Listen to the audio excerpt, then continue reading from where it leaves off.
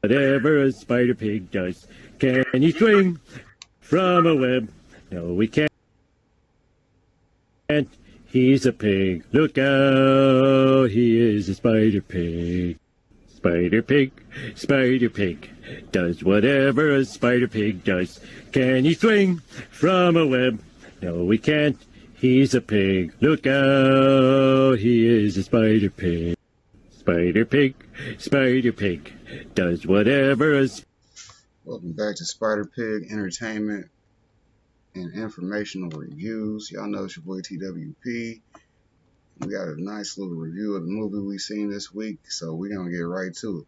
If y'all ain't seen this, spoiler alert, we're gonna do some spoilers. So therefore, if y'all ain't seen the movie, I already have, so you know, step your game up. But we got the review for you already on deck.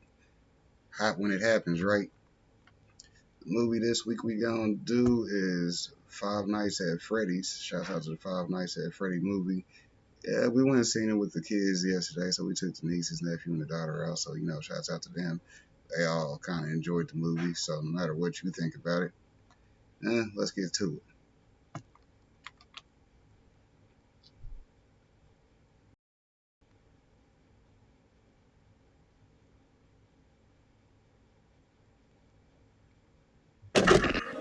Welcome to Freddy Fazbear's Pizzeria, where fantasy and fun come to life.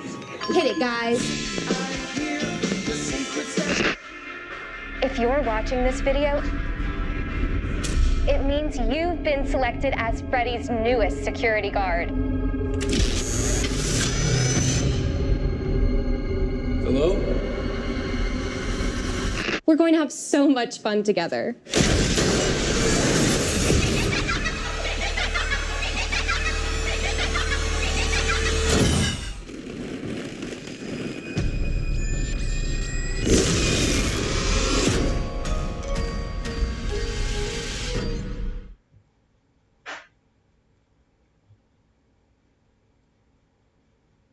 What it do, homies? We out here about to check the animation for his Five Nights song. I do believe I have a reaction to this song already. As a matter of fact, I went and kind of checked my archives.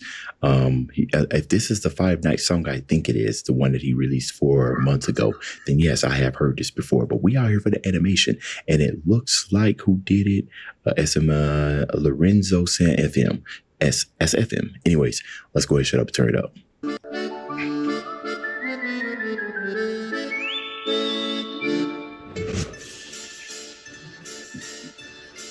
On some spooky time.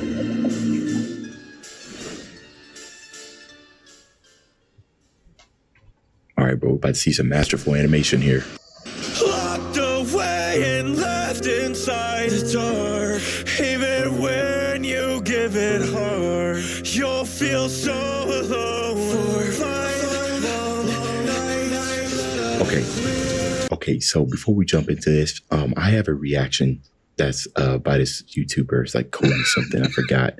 I just released it maybe a couple of days ago, 2 days ago, and it was FNAF lore in 10 minutes. And I learned so much about it in that 10 minutes. Obviously, it wasn't the entire story, but I did not realize how dark this was. I thought it was just bat crazy animatronics with some different type of wiring. Now, these are souls, and the way that these children have perished, I almost had to turn off the video.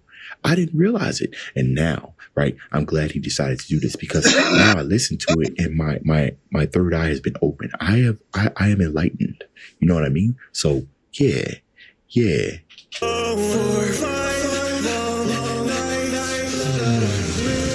still love that part.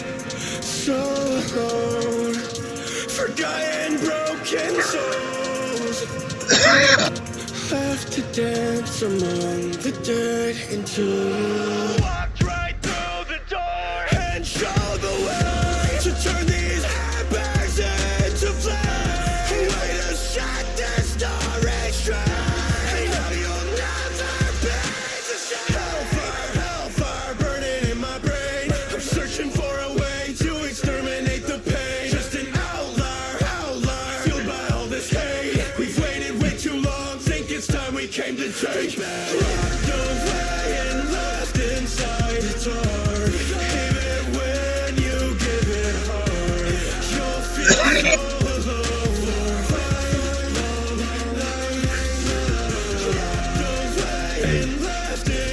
Hey.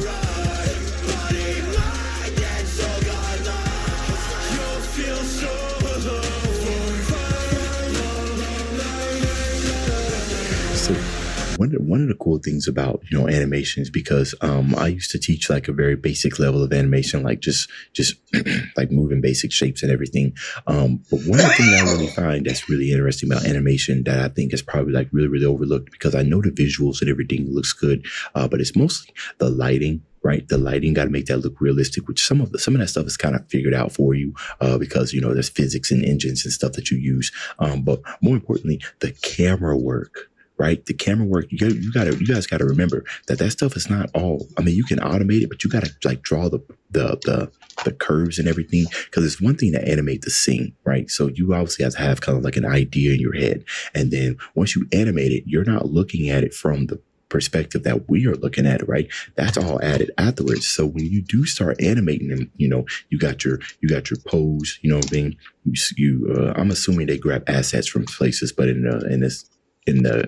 the case that they actually built these from the ground up, I'm talking about like 3D modeling using programs like ZBrush, or you could do some organic sculpting in Maya, or some free stuff like Blender. I'm assuming they build it from the ground up. Then you put all the definition and stuff on there, right?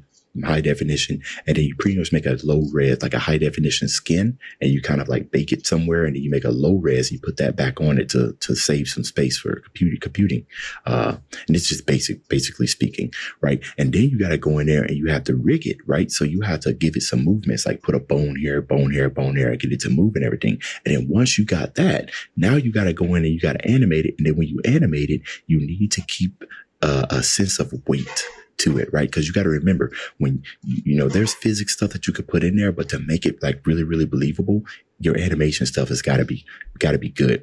And then when you got that down, right, you start thinking about interactions with different type of objects and making that believable. Guys, there's so much that goes into animation. And then when you got that, and now it's time to determine what camera angle would be the most dynamic, that will make it the most like presentable. Dude, it's just so much work. And I have the utmost respect for all animators, because it is I won't say it's a thankless job. I think it's more of those, you don't really understand like everything that kind of go into it. And I just taught basic level stuff, so I didn't even get all the way up there, right? I think I pretty much stopped at rigging. I might have made a hand move here, arm over here, conjunction, animating, right? Where when you move stuff, everything else bro, come on, don't even get me started on that. I just want to let y'all know all the awesome stuff that's going on here. I told you guys I already saw the song, listened to the song before, did a reaction to it. So we're here for the animation, and it's always nice to hear Fable's voice all over again. So, la la la la la. Hey.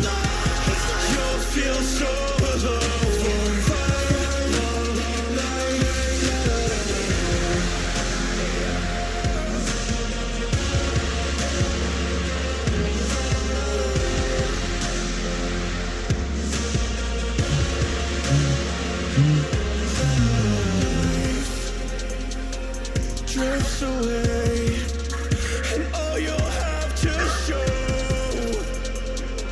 is who you're going to be when time has run out. Let me on my cake, I've had enough. We've been forgotten, been betrayed, we're down on luck, and it's tough to see the great grass growing on the other side, wither away.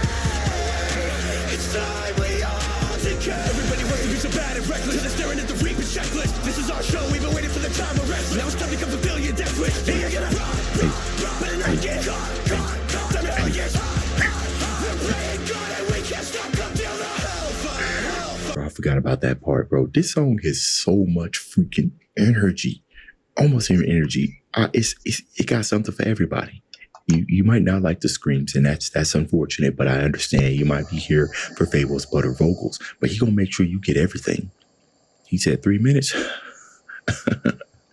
You're going to get all type of music genres. You might get the screams. You might get the singing. Man, I might even hit a falsetto, right? He might want to come down to the dragon ranks with me and start hitting these low notes. That's very possible. I would not put that past Fable if he wanted to decide. If he decided he wanted to become a bass singer. That actually might go kind of hard. As a bass singer, yeah, that would go hard, bro. Fire burning in my brain. I'm searching for a way to exterminate the pain. Just an outlier, fueled by all this hate. We've waited way too long, till this time we came to take. Locked away and left inside the dark. Yeah, this animation is clean. You'll feel so alone.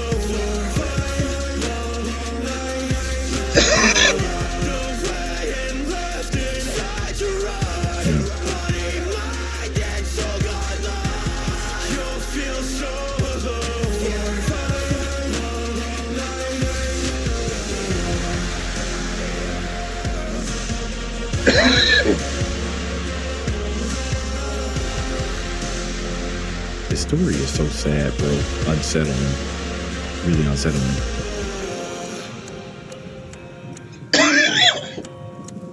You know, I asked this question before when I was watching that lore. I'm sitting here like, additional porting, animator, Lorenzo. I don't know if this is like a whole entire team jip of the editing and the video and everything. Gotta love that.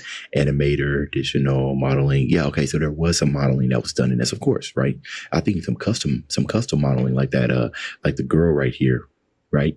That might not be an asset. That might just be custom. You know what I'm saying? Oh yeah, I forgot all about that. The assets, these little masks and so, bro, don't even get me started anyways. I was sitting there wondering, because they kept opening up different type of versions of these restaurants. I'm sitting here like, bro, there's unaliving going on in these restaurants.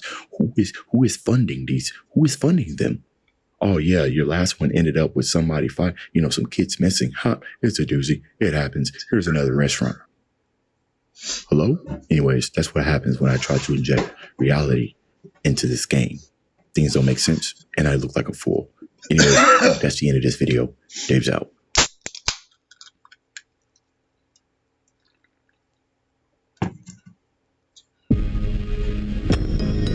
Hi, this is Mike. I was just calling to see if that job that you offered was still available. Yes. The security guard. I will take anything. This place was huge in the 80s with the kids. They shut it down years ago. The owner's just not ready to let it go yet. I will work and you will sleep. I understand. Give me your hand.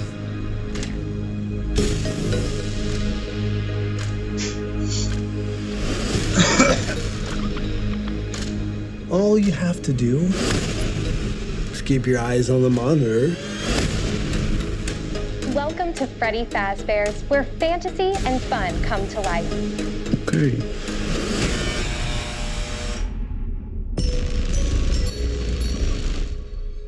You must be new security guard. Can I help you, officer? Have you met them yet? Met who? Them.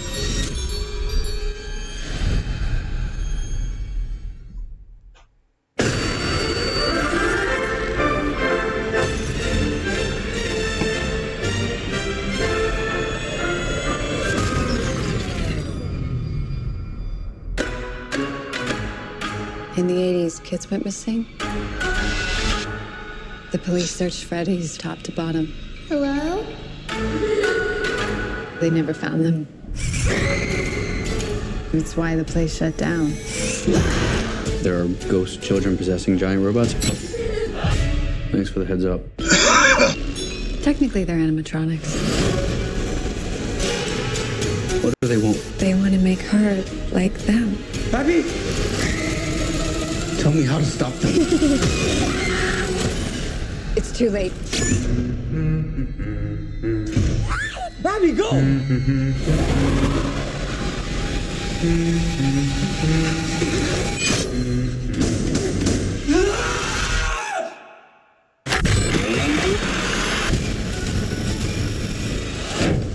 Where to? Why do I always get the weirdos?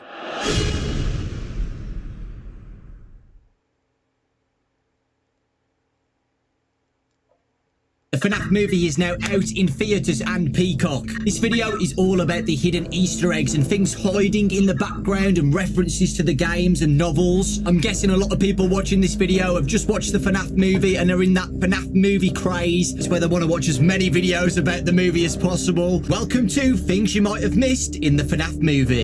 I will be showing each Easter egg chronologically, so we'll get straight into it. This video is FNAF fans and non-FNAF fans alike who are newcomers, so if you guys know some of the obvious things, please remember it's for newcomers as well. We'll kick it off with one where every FNAF fan should know, the intro credits of the movie. This intro happens after the first night guard gets killed. It's an arcade game sequence showing the 5 missing children getting taken by Spring Bonnie, aka William Afton. If you didn't know, this is a homage to the classic FNAF games where Scott showed a lot of the original lore in the Atari minigames. The one in the movie shows the 5 missing children incident, which is also shown in minigame form in the FNAF games. Also in the minigame sequence, you can see William Afton putting on the suit, but you can see that it's Purple Guy. Purple Guy is William Afton in the minigames. We've called him Purple Guy since FNAF 2. The second Easter egg is the Dream Theory book. The dream sequences in the movie are actually a very important plot where Mike continuously forces himself every night to have the same dream about his younger brother Garrett going missing. He does this to try and find out who the kidnapper is, because he believes that memory is still locked inside of his head, and continuously dreaming about that will eventually show who it is. The Dream Theory book is an Easter egg because that is one of the most controversial theories in the FNAF fanbase. The Dream Theory states that the original games are all just a dream. None of the events that happen in those games actually happen. They're all just dreams inside Michael Afton's head.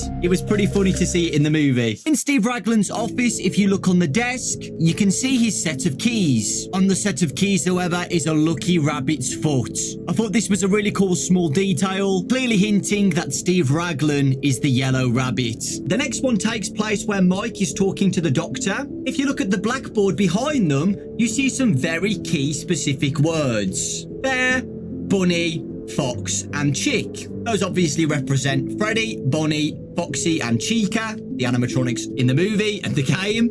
But if you look at the second one, it says puppet. I do think this is an Easter egg about the puppet in FNAF 2, and at the end of the film with the end credits, the movie does really tease that the puppet is going to be in the next film. When Mike decides to become a night guard at Freddy Fazbear's Pizza, he gets an introduction from William Afton. It encapsulates Phone Guy from FNAF 1 very well, and the main Easter egg in this is where Steve Raglan says, "Catch you on the flip side." This is something that Phone Guy says in the FNAF 1 phone calls. I will catch you on the flip side. Okay, I'll leave you to it. See you on the flip side.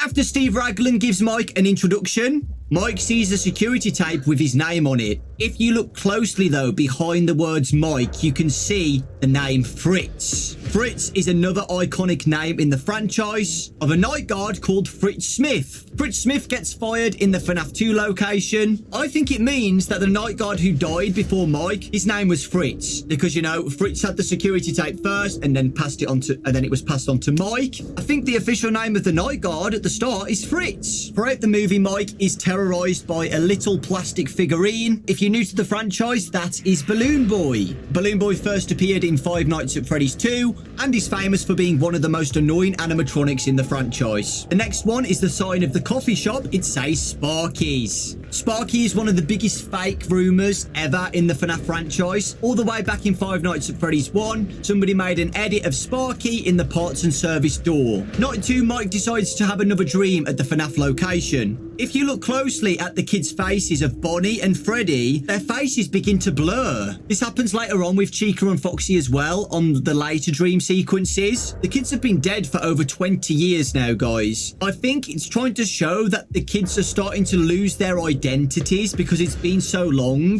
that they've been lost and trapped, that they're starting to lose their identities and becoming more and more trapped in the animatronics and becoming the animatronic. Straight after this, in the office mirror, you see "It's me." "It's me" is a very iconic line in the Five Nights at Freddy's franchise, specifically in Five Nights at Freddy's 1, but you do see it in FNAF 2 as well. Sometimes you see "It's me" with the hallucinations, and Foxy's sign changes to "It's me." When the thugs break into the pizzeria, you see a shot of the hidden endoskeleton in the background. When I went to the movie set, the crew called this endoskeleton Tina. Tina's supposed to be hidden in a lot more shots throughout the film. If you guys find Tina anywhere else, please let me know in the comment section. The next one that I didn't notice at the screening is when the cupcake's in the fridge, you can see Chica in the background walking to the kitchen behind the fan. I didn't notice that the first time watching, so I'm guessing some of you guys didn't notice that as well. I just thought it was a nice little detail. All of the deaths of the thugs are notorious locations from Five Nights at Freddy's 1. Chica kills someone in the kitchen. Bonnie kills one in the cleaning supply closet. Foxy kills someone by running down the hallway. Freddy usually gets the kill when the power's out, right? This one he bites somebody in half, so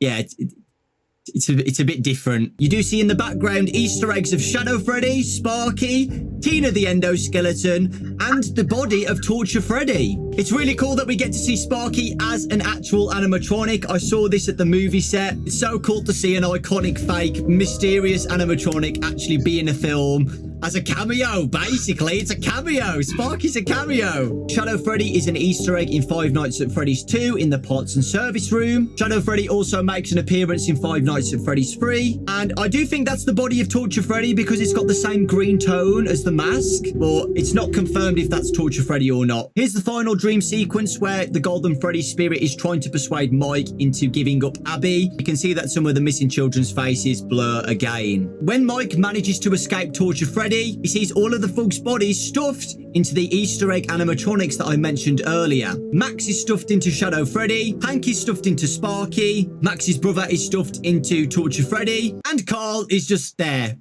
This isn't really something that you missed, but I wanted to include this. I really like the photo and the look of classic Spring Bonnie with Vanessa. It is such a terrifying moment to see that Vanessa is holding the plane. That is the plane that Garrett had. He gave the plane to his daughter Vanessa. I think that's extremely sickening and something that William Afton would do. William Afton treats that plane as a trophy. Serial killers like having trophies of their kills. The fact that he gave that trophy to Vanessa to play with is terrifying. The other thing to mention is the doll Springlock suit in the movie. That is actually a doll in the FNAF books. There's a book called 1:35 AM about this doll called Ella. Ella the doll is also in the Silver Eyes trilogy. This is the first time Ella the doll is represented as a Springlock suit. I would treat it as a little Easter egg, and Scott decided to use Ella's design as the Springlock suit for the movie. If you haven't read the Silver Eyes, there are two scenes in the climax of the film that are very similar to the books. Number one is when Abby is hiding behind the arcade cabinet. That is actually the first scene of the Silver Eyes, where the main character in the book, Charlie, is dreaming about hiding away from Foxy behind an arcade cabinet. That is literally how it happens in the movie, where Abby is hiding from Foxy in the arcade area. If you don't know anything about Five Nights at Freddy's, you heard William Afton say, "I always come back." You probably thought that scene was pretty goofy and you had no idea why he would randomly say that. That is an iconic line that William Afton says in the FNAF franchise. I always come back. And throughout the games and throughout the lore of the story, William Afton always comes back. William Afton in the games gets spring-locked and he comes back as Springtrap, where he's dead inside the suit, but he's still controlling it. And even after that, he comes back again and again and again. William Afton always comes back. It was really cool as a FNAF fan to hear William Afton say that. I can understand why people would think it's a bit goofy. William Afton knows everything about the ghost kids possessing the animatronics, and he knows if he's going to die in this Spring Bonnie suit, he's going to come back possessing that Spring Bonnie suit. The next Silver Eyes connection. After when William Afton gets spring-locked, the animatronics drag him away into the shadows. This is exactly what happens in the Silver Eyes book as well. The difference is that the main character, Charlie flips a switch on the Spring Bonnie suit that triggers the spring locks, killing William Afton, and the animatronics drag him away. The difference is with the movie is that the animatronics kill William Afton instead. After the movie is finished, we get a mid-credit scene of Corey Kenshin with Balloon Boy once again. Is it a hint that Balloon Boy is going to be in the next movie? After the mid-credit scene, this definitely confirms that somebody very specific is going to be in the next movie. After the mid-credit scene, Grandfather's Clock starts to play in the credits.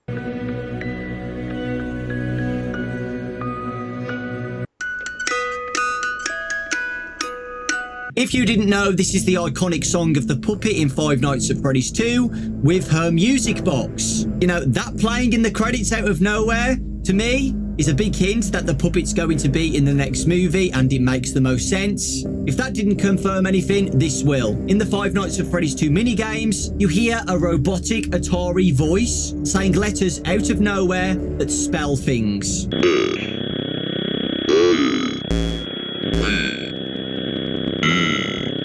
One of them is Save Them. Scott and Blumhouse used the same voice to tease what's coming next. C-O-M-E-F-I-N-D-M-E.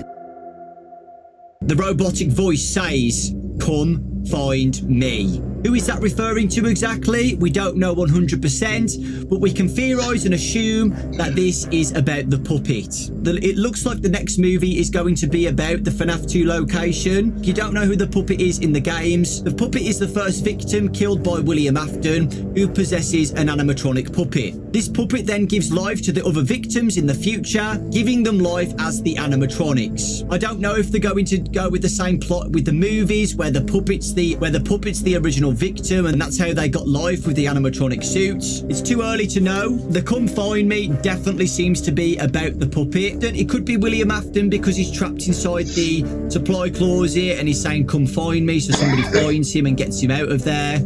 Or it could be the Golden Freddy spirit. We don't know. But that is everything that I found watching it 3 times. I've probably missed loads of stuff, guys. I've probably missed some small little details in the background. I don't know. I feel like we found quite a lot, so I hope you guys enjoyed this video. Did I find anything new that you guys didn't know about? Please let me know in the comment section. But also let me know if I've missed anything. Are there any more locations where Tina the endoskeleton is hiding in the background? Are there any more It's Me's in the background somewhere? Please let me know. I hope you guys enjoyed this. I found this a lot of fun. And like I said, the movie's out on Peacock. So if you guys have got a Peacock account, you can watch the film as many times as you want in full detail and pause the video and see if you guys can find anything. In the future, I'm sure the FNAF movie will be out on other streaming platforms too. So, you know, if you guys want to go Easter egg hunting, go for it. Take care, lots of love, thanks for watching, and I'll see you all next time.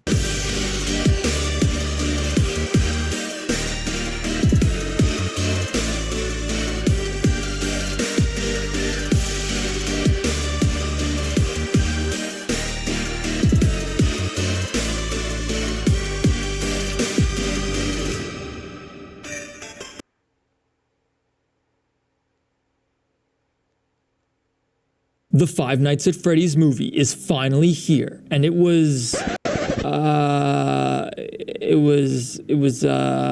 just clicked on a video called FNAF Movie Spoilers. This video will contain every spoiler for the entire FNAF movie. You have been warned, and you are responsible if you choose to continue watching. Things hadn't been easy for Michael Schmidt. When he was just a child, his family went on a camping trip, and tragically, his younger brother Garrett was abducted by a strange man, never to be seen again. Years later, both Michael's parents are completely out of the picture, and the young man struggles to make ends meet and care for his younger sister, Abby. While working at his job at the mall, Michael sees a man that he believes to be harassing a child. Being a hero, Michael goes and kicks his ass. Unfortunately, it turns out that the man was actually the kid's father or something. It had all been a misunderstanding. In the wake of his violent outburst against the man, Michael is promptly fired, and as a result, he meets with Steve Raglan, a job counselor, who informs him about a security guard opening at the long-abandoned Freddy Fazbear's Pizza. Why anyone would need a night security guard at an abandoned pizzeria is beyond me. I mean, at that point, why not have a day security guard? Why not have 24-hour security? Michael has a dream in which he relives his brother Garrett's abduction. Clearly, the memory still haunts him. Michael regrets his inability to save his brother, and he struggled in his personal and professional life as a result. Even worse, Michael's evil aunt who smells like cigarettes feels like he's an inadequate guardian for his young sister Abby. She thinks that she ought to be raising the young, potentially special needs child. You know, it's ambiguous. While Abby attends school, Michael, his evil aunt who smells like cigarettes, and her bumbling fat lawyer meet. Their aunt explains that she wants custody of Abby because Michael kinda sucks and can't hold down a job and has a habit of beating people up. Michael refuses. Having lost his brother Garrett, he's grown incredibly attached to Abby, his only remaining family, and he isn't going to give her to his horrible aunt. Tragically though, she and her lawyer threaten to take the matter to the courts, jeopardizing Michael's custody of Abby. Afterwards, Abby's teacher points out to Michael that he's always at the center of his sister's drawings. He's obviously important to her, and she definitely doesn't want to go live with her evil aunt. Abby's teacher convinces Michael that he needs to hold down a job. If he doesn't, the courts may very well turn his sister over to his aunt. Desperate and with nowhere else to turn, Michael contacts Steve Raglan about the job at Freddy Fazbear's Pizza. As Michael arrives at the pizzeria, he gets a lay of the land before heading back to the security office. Michael begins to flip through the security cameras when out of the corner of his eye, he spots a VHS tape with his name written on it. Upon playing it, he discovers that it's a Fazbear Entertainment training tape, though it glitches out before we can actually see the animatronics perform. Afterwards, Michael walks through the pizzeria, which looks cool. He makes note of the large, childish illustrations that adorn the walls, paying particular attention to one depicting a large yellow rabbit cheerfully holding the hands of 5 children. Upon reaching the main stage, Michael encounters the animatronics, being startled by Bonnie. He leans behind the curtain and sees Chica and Freddy. All of them are dormant. They just stand there. While Michael works, his friend Max stays behind at his place, babysitting Abby. Michael can't afford to pay her for this, but she does it anyway, as a favor to him. However, she and her boyfriend, who kinda sucks, are called up to a diner or something to meet with Michael's evil aunt and her lawyer. Matt Pat shows up dressed as a waiter,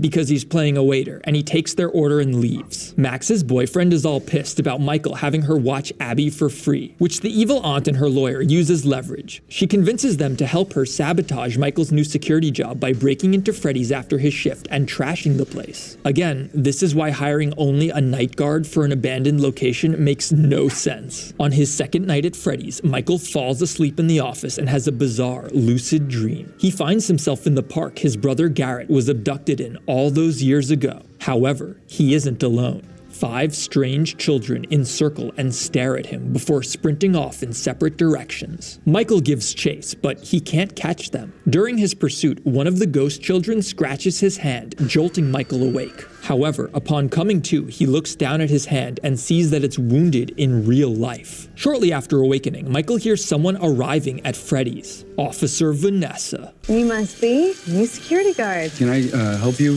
officer? Vanessa introduces Michael to the animatronics, pressing the Showtime button and activating the Freddy Fazbear Band. For the first time since the cold open, we finally get to see Freddy and his friends. Then the animatronics perform. Bonnie's guitar sparks all over the place every time he strums, but nothing really happens, and afterwards everyone goes home. However, unbeknownst to Michael and Vanessa, Max, her boyfriend, and these 2 other guys had stalked them to Freddy's, and they watched them leave. In an attempt to sabotage Michael's security guard position so that his evil aunt can get custody of Abby, they break into the pizzeria and trash the place, believing that it will result in Michael losing his job. However, the animatronics show up and kill them.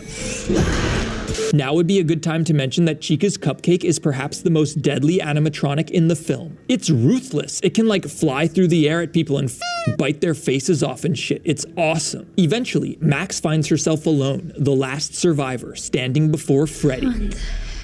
As she walks closer, a child's voice calls out to her. Max continues to approach Freddy. The voice is coming from the animatronic bear. In the goriest scene of the entire film, Max pulls up a chair and goes to look into Freddy's mouth, searching for the source of the noise when suddenly a hand shoots out of it and grabs her. Then Freddy bites her head off. It basically looked like this.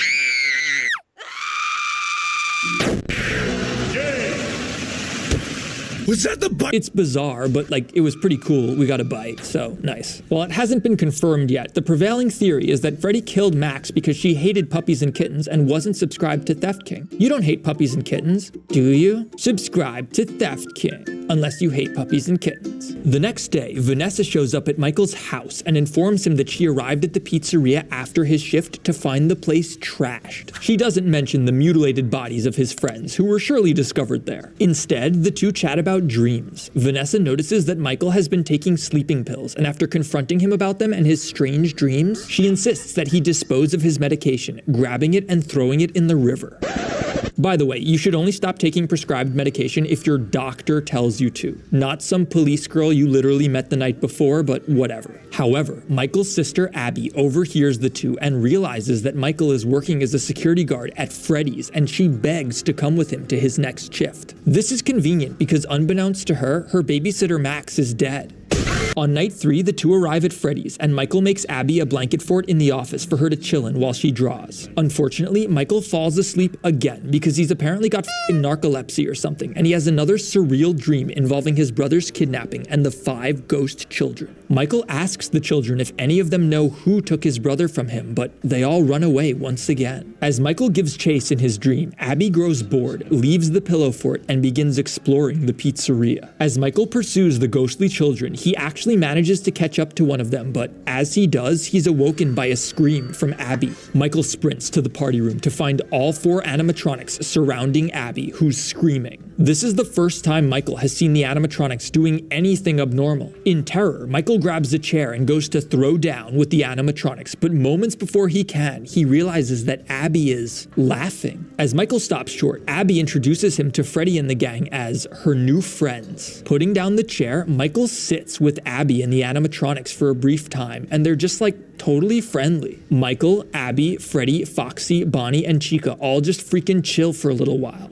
Then they go home. By night 4, we have Michael, Abby, Vanessa, and all 4 animatronics just chilling. Like, they aren't a threat at all. They're all getting along great. While Abby is playing with the robots, Vanessa and Michael enter the back room and encounter a spring-lock suit with a circus baby head on it. Vanessa explains the mechanism behind the spring locks to Michael, but in the movie they're basically just a big metal rib cage that impales you. It's kinda lame. Michael points out that Vanessa seems to know a lot about Freddy's, and also that she keeps showing up in the middle of the night and hanging out there with them, which is sort of weird. Vanessa responds that she used to come to the place all the time as a kid. She has fond memories of it, and she seems to want to protect the place. She goes on to give Michael a crash course on the history of the pizzeria, explaining that back in the 80s, 5 kids vanished at Freddy's, never to be found again. The restaurant was shut down shortly after. Ironically, Abby of all people is the one who's like, so wait, the ghosts of the children are in the animatronics? And Michael is just like, yeah. It's pretty anticlimactic. The 3 of them put together that these 5 missing kids are obviously the same ones that Michael keeps encountering in his dreams, and they decide that perhaps the ghost dream children might know who kidnapped his brother Garrett. Why the spirits possessing the animatronics would know what happened to Michael's brother many years prior is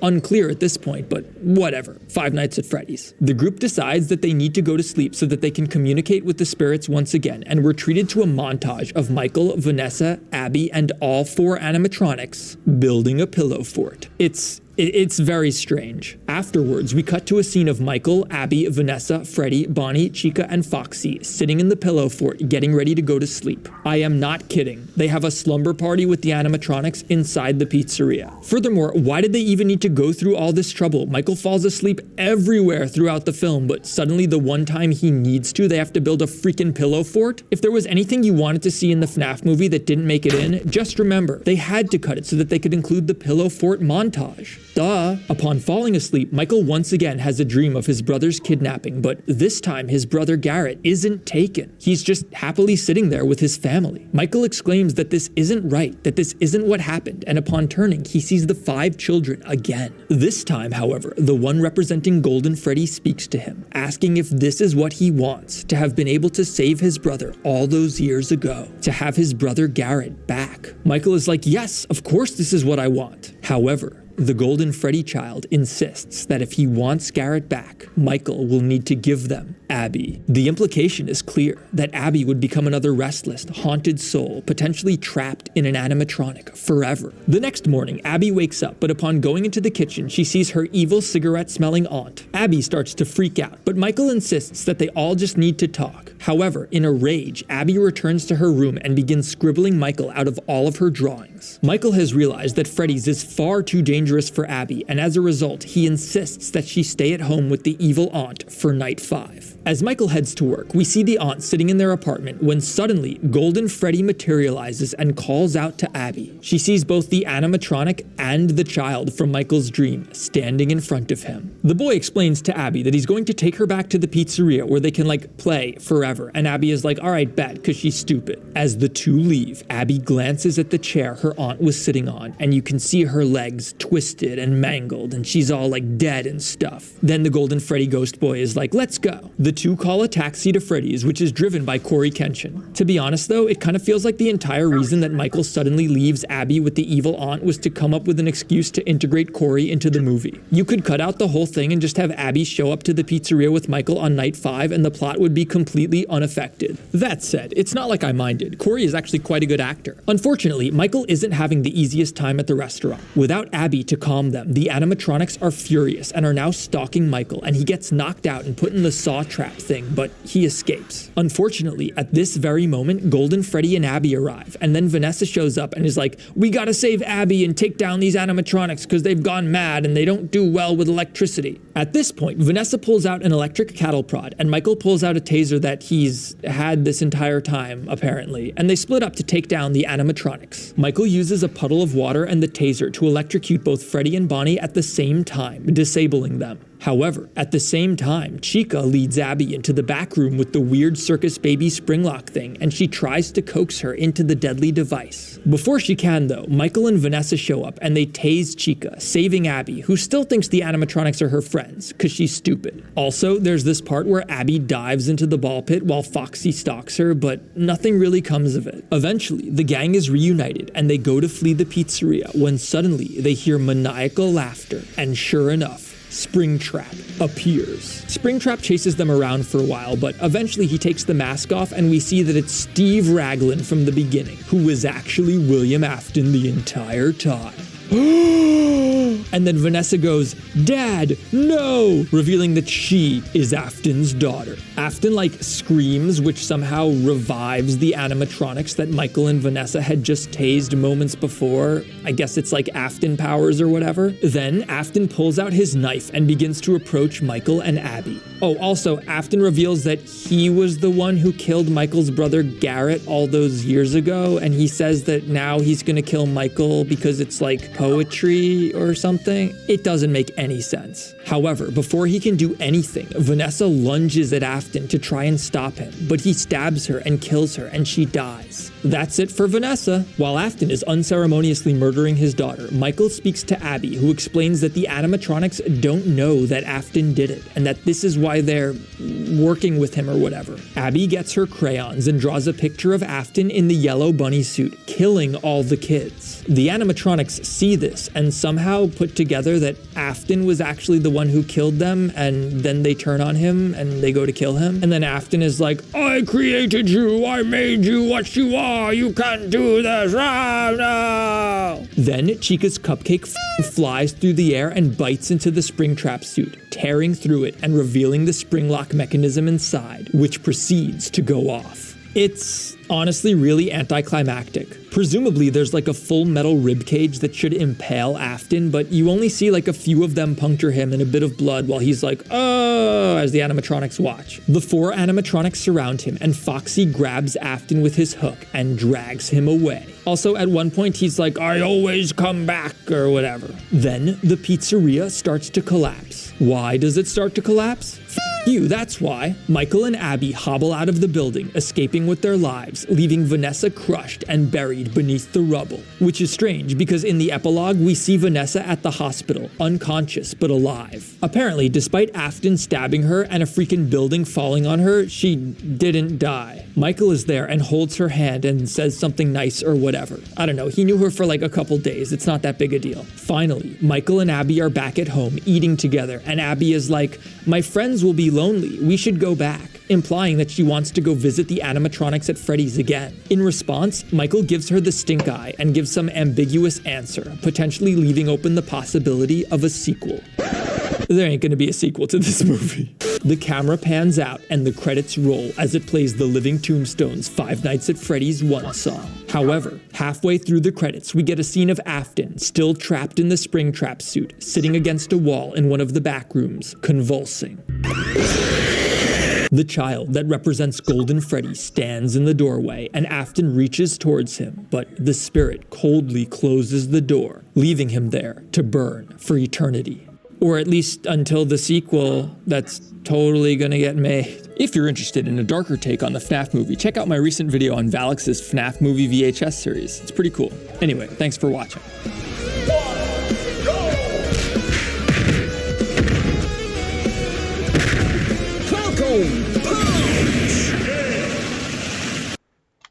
That is the Five Nights at Freddy's review. Shouts out to the movie. You know, when we get another set of videos, we'll put some more up. Shouts out to the video